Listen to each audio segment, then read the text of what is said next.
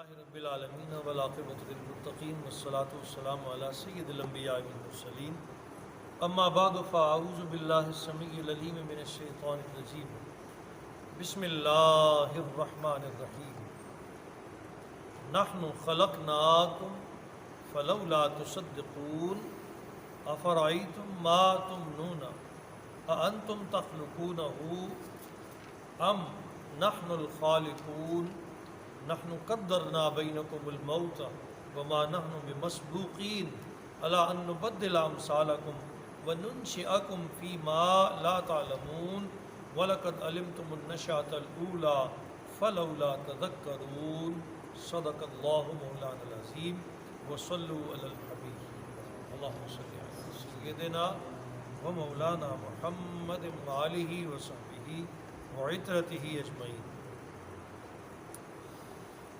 سورہ واقعہ میں آیت نمبر 57 سے اللہ کریم اپنی توحید کی تصدیق اور بالخصوص مرنے کے بعد دوبارہ اٹھنے کے بارے میں مستشرقین مکہ کے جو اعتراضات تھے ان کا جواب ایک بڑے اچھوتے اور ایسے انداز میں دیا ہے کہ اگر معمولی سی عقل بھی ہو تو انسان اس کا رد نہ کر سکے، اور وہ مثال دی ہے انسان کی اپنی تخلیق سے۔ فرمایا نحن خلقناکم، ذرا غور تو کرو، ہم نے تم کو پیدا کیا ہے۔ نحن خلقناکم، ہم ہی نے تمہیں پیدا کیا ہے۔ فلولا تصدقون، پس تم قیامت کی تصدیق کیوں نہیں کرتے؟ جو اللہ تمہیں اتنی خوبصورت شکل و صورت دینے پر قادر ہے، کیا وہ اس بات پر قادر نہیں کہ تمہیں دوبارہ پیدا کر سکے؟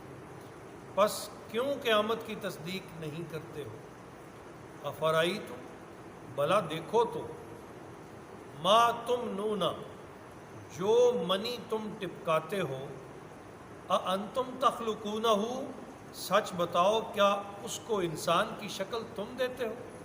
کیا سمجھانے کا انداز؟ پانی کا ایک قطرہ اس کو انسان کی شکل کس نے دی ہے؟ کیا تم نے دی؟ اانتم تخلقونہ، کیا اسے تم تخلیق کرتے ہو؟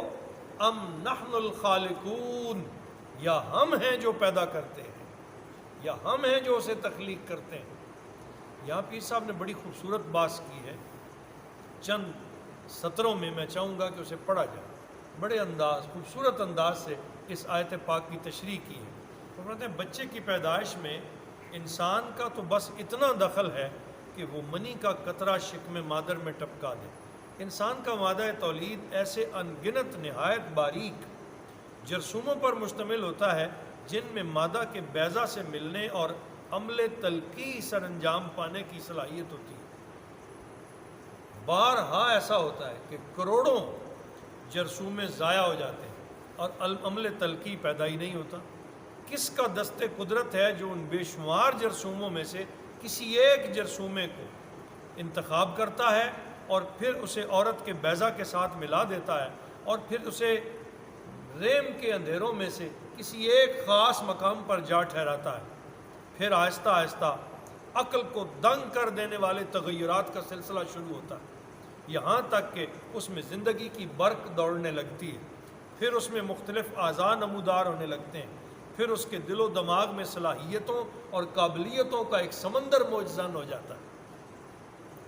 وہی اندھا بہرا بے جان جرثومہ جو 9 ماہ کے بعد جب باہر قدم رکھتا ہے تو اس کا گول مٹول چاند سا چہرہ اور اس کے خد و خال دل کو موہ لینے لگتے ہیں۔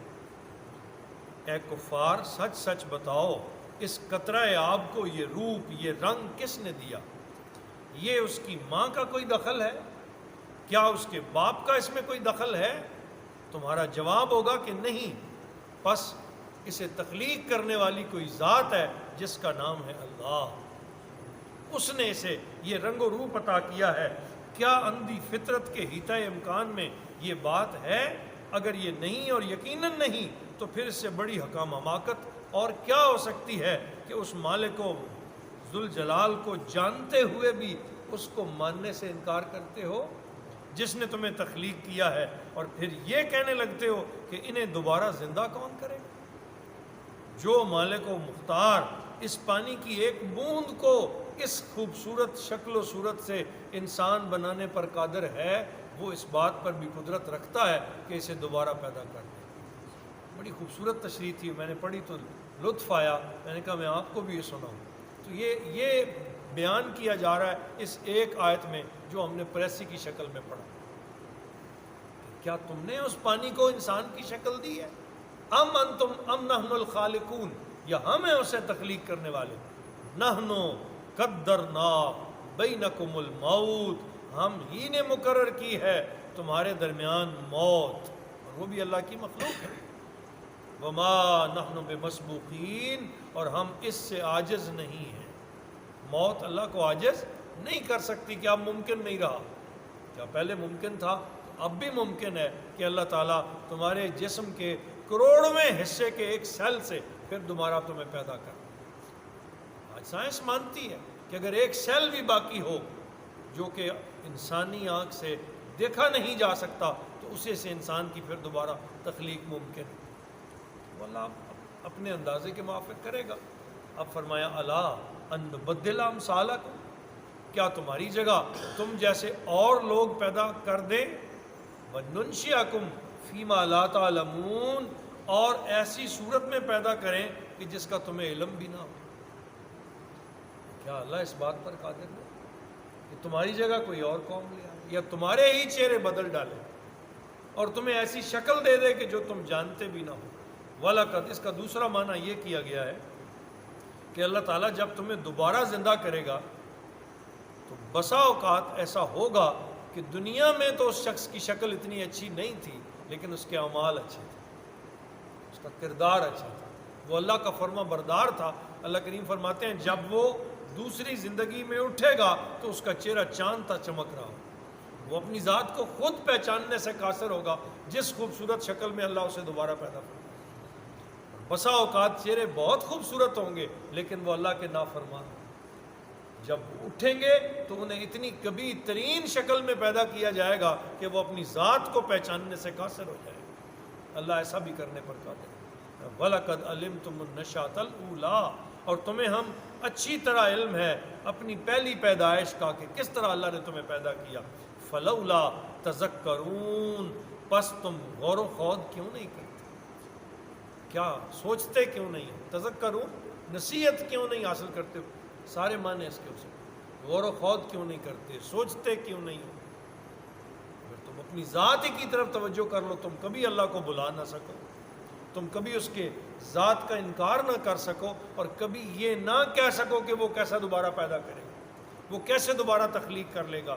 وہ اللہ جس نے تمہیں یہ شکل و صورت عطا کی ہے وہ ایسی ہزار صورتوں کو دوبارہ پیدا کرنے پر قدرت رکھتا ہے۔ اللہ تعالیٰ ہم سب کو سمجھ نصیب فرمائے، علم و عرفان عطا کرے، اور جس دین پر اللہ نے ہمیں پیدا کیا ہے اللہ تعالیٰ اسی پر موت عطا فرمائے۔ وما علینا الا